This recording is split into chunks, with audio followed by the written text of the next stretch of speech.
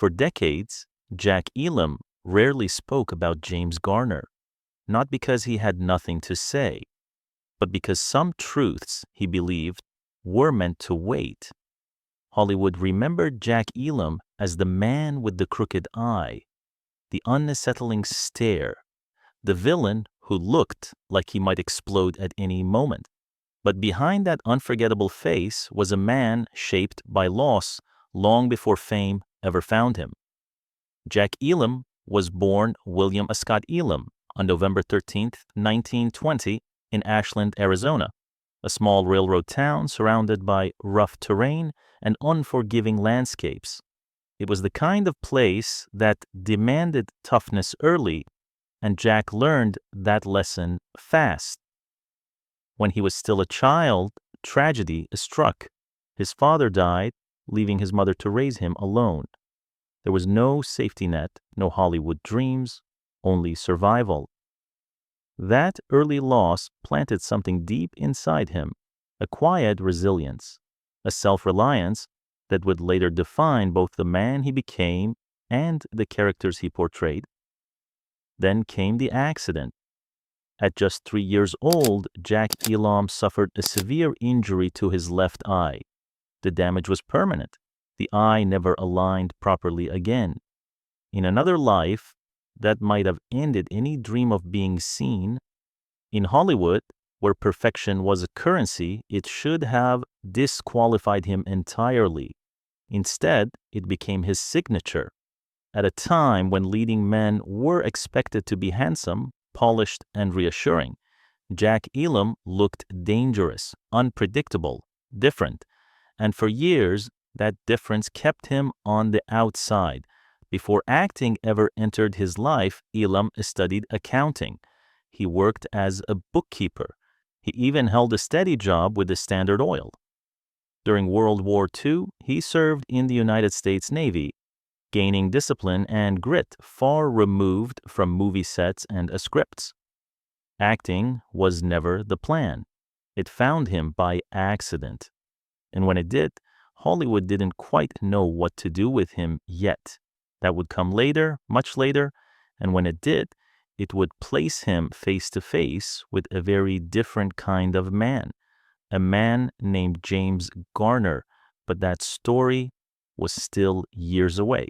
When Jack Elam finally stepped into Hollywood in the late 1940s, he did not arrive as a star. He arrived quietly, uncredited roles, background appearances, faces in the crowd that most audiences never noticed, but casting directors noticed him, not because he fit the mold, because he shattered it. His misaligned eye, once seen as a flaw, unsettled people. It made his presence impossible to ignore. In an industry overflowing with clean-cut heroes, Jack Elam looked like trouble waiting to happen. And Hollywood, especially at that time, needed trouble. Westerns and crime films were everywhere.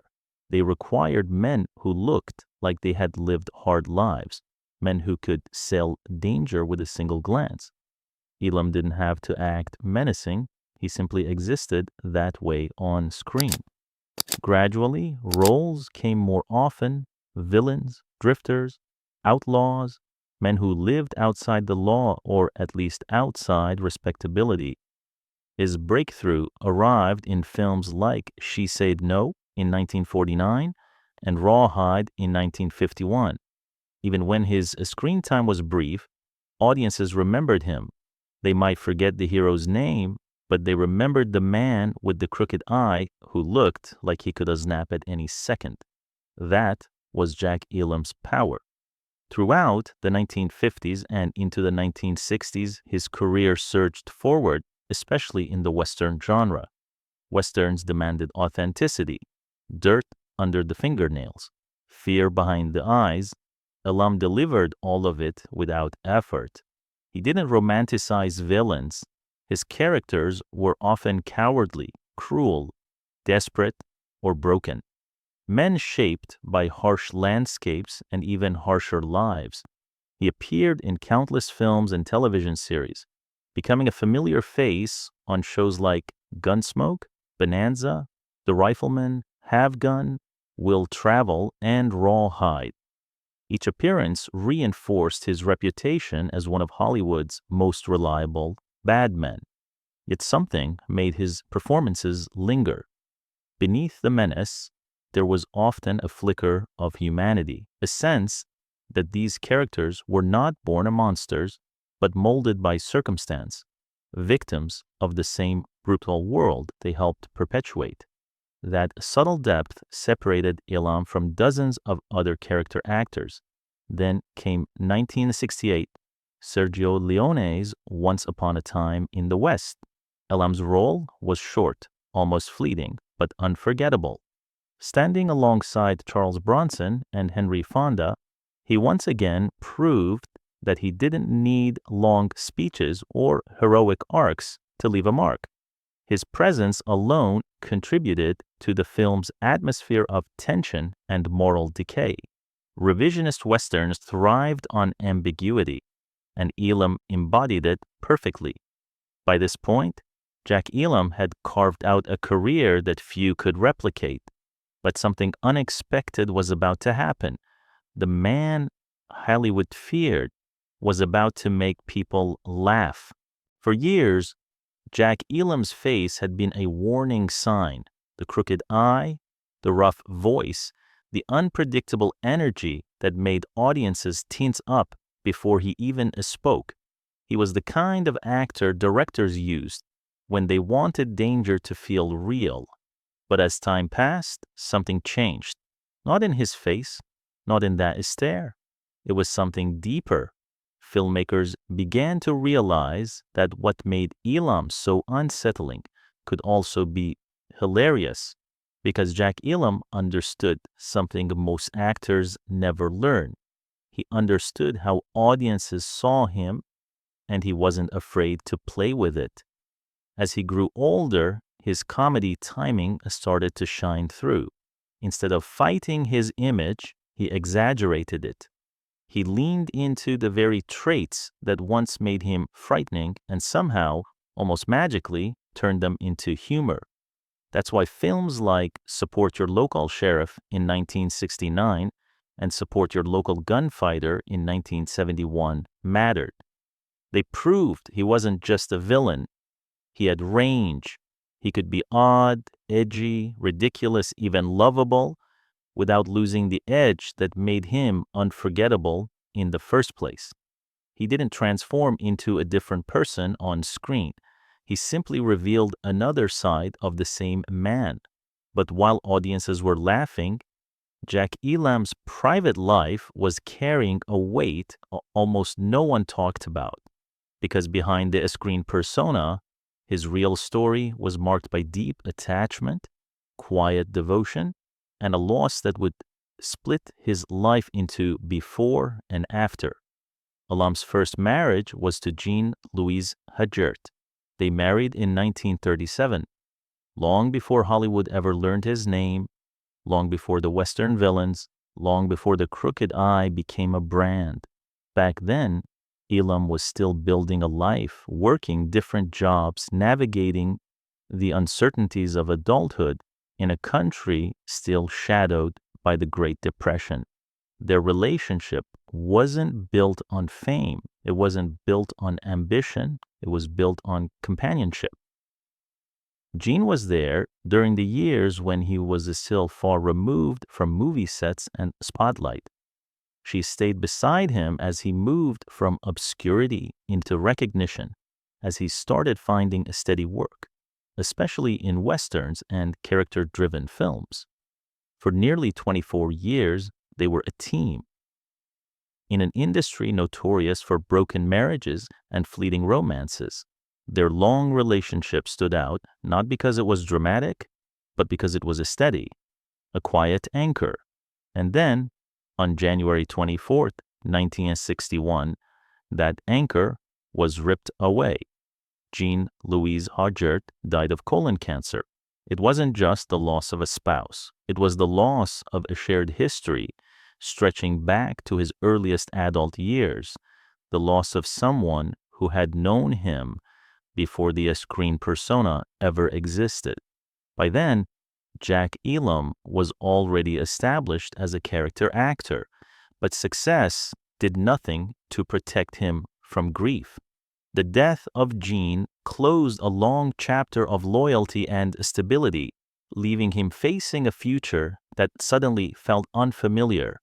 And what happened next shocked people who later learned about it, because Jack Elam did not remain alone for long.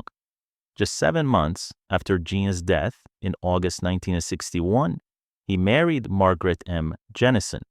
To outsiders, it might look too fast, but the truth felt more human than scandalous. For a man who had spent most of his adult life as a husband, solitude may have felt unbearable. His second marriage wasn't erasing Gene. It was him reaching for something steady again. Before grief swallowed him whole, Margaret entered his life while his career was still moving fast. The 1960s and 1970s were some of his most productive years, filled with films and television work where he continued stealing scenes with his offbeat charisma. And while not much was publicly documented about their relationship, one fact spoke louder than gossip ever could. That marriage lasted for the rest of his life, but even with a long career, even with a stable home, there was one topic Jack Elam stayed strangely quiet about for decades: James Garner. Fans speculated, historians guessed, people wondered if there had been tension, rivalry, jealousy between the unforgettable villain and the effortlessly charming leading man. And Jack Elam let those rumors sit in silence until late in life, when he finally spoke, and what he said wasn't bitterness. It was something far more surprising. For decades, Jack Elam stayed quiet about James Garner. And in Hollywood, silence always invites stories. People assumed distance. Some assumed jealousy. Others whispered about rivalry between character actors and leading men during the golden and transitional years of the industry. Because that's how Hollywood works. If two men exist in the same world, people want to believe they were fighting for the same crown. But Jack Elam made something very clear when he finally spoke. He and James Garner were never running the same race. Elam was known for villains, drifters, outlaws, men who gave the stories their danger. Garner was something else entirely. A leading man with a calm magnetism that made people lean in without realizing it. And when Elam reflected on Garner late in life, he didn't do it with bravado. He did it with honesty. He admitted Garner represented a different kind of man than he was. Jimmy had that rare ease about him, Elam said. The kind of ease you can't teach, the kind of presence that instantly disarms a room. According to Elam, Garner could walk in, flash that half smile, and people trusted him immediately. Not because the studios manufactured it, not because publicists built a story. Elam insisted it was instinctive. What you saw on a screen was what you got in real life, he explained. There was no act with him. And coming from Jack Elam, a man who built a career playing danger, that the statement carried weight. Because Elam had spent his life watching people pretend. He knew the difference between performance and authenticity, and he believed Garner was real. Elam admired something else too, something most people underestimate: Garner's ability to project decency without weakness, because Elam admitted it plainly. That's harder than playing a villain, he said. Anyone can scowl, anyone can threaten, anyone can play tough. But to make kindness look strong, that takes real confidence. And that was the thing Elam respected most. He said Garner never relied on ego or intimidation on set. He didn't throw his weight around. He didn't have to. People listened because they wanted to. not because they were afraid. Then Elam addressed the rumors head on. Yes, competition existed. It was Hollywood. Rivalries were always possible. But Elam rejected the idea that jealousy defined his view of James Garner. I knew my place and Jimmy knew his, he said. We weren't running the same race. And then he said something that revealed how Elam saw his own career. He carried this story and I helped give it teeth. In other words, Elam understood the villain's role. A hero can only shine if the danger feels real. If the bad guy is weak, the hero looks ordinary. Elam took pride in being the one who made the hero memorable. If the bad guy isn't believable, the hero doesn't shine, he explained. But the most striking part of Elam's reflection wasn't about a talent. It was about character.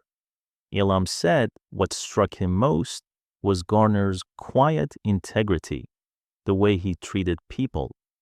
He remembered names, Elam recalled, crew members, extras, people most as stars never notice.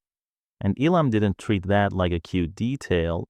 He treated it like proof, because as he put it, that tells you everything you need to know about a man. He contrasted Garner with other actors who needed constant reminders of their importance. Some actors need to remind you they're important, he said. Jimmy never did.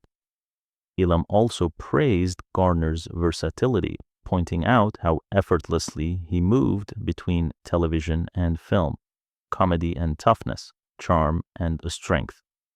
Most guys get stuck in one lane, Elam said. Jimmy made it look natural. And when Elam delivered his final assessment, it wasn't dramatic, it was simple, it was clean. I respected James Garner, he said, not because he was a star, but because he was a professional and a decent human being. Then came the line that felt like a verdict on an entire industry. Hollywood could use more of that, and suddenly Elam's long silence looked different. It wasn't indifference, it wasn't distance, it was admiration that didn't need headlines. Time spoke for him. And when he finally spoke himself, his words painted James Garner not just as an icon, but as a man who earned respect quietly, on screen and off. By the time Jack Elam reached the final chapter of his life, the noise of Hollywood no longer called to him. He had played his part, lived his roles, left his mark. After decades of portraying outlaws, gunmen, and morally fractured men, Elam slowly withdrew from public life. There were no dramatic farewell tours, no hunger for late recognition. He chose something far rarer in that industry: peace. On October 20th, 2003, Jack Elam died quietly at his home in Ashland, Oregon. He was 82 years old. The cause was congestive heart failure, a condition common among elderly patients, often signaling the cumulative strain of a long life rather than a sudden collapse. There was nothing sensational about his passing, and somehow that felt right. Ashland was far from Los Angeles, far from studios and spotlights. It was a place known for natural beauty, calm streets, and an artistic spirit without the pressure of constant reinvention. For a man who had spent most of his life playing chaos, it was a fitting place to rest. In his later years, Elam had largely stepped away from interviews and appearances. He didn't chase relevance. He didn't need to explain himself. And yet, near the end, he chose to speak. Not about himself, but about James Garner. That choice said everything, because Jack Elam's final public reflections weren't about reclaiming attention or correcting the record. They were about giving credit where he believed it was deserved, about honoring professionalism, humility, and authenticity in an industry that rarely rewards them openly. His silence, once misread as distance, revealed its true meaning only in hindsight, It wasn't emptiness, it was restraint. Jack Elam's career spanned more than 4 decades. He appeared in dozens of films and television shows. Audiences never forgot his face. Directors trusted his presence. Heroes needed his menace. But his real legacy wasn't just the villains.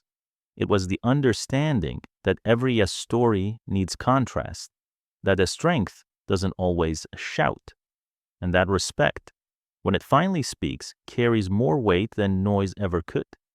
He lived most of his life playing men shaped by violence and moral ambiguity.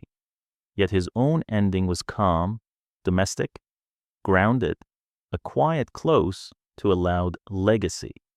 And when Jack Elam finally broke his silence, he didn't tear anyone down, he lifted someone up.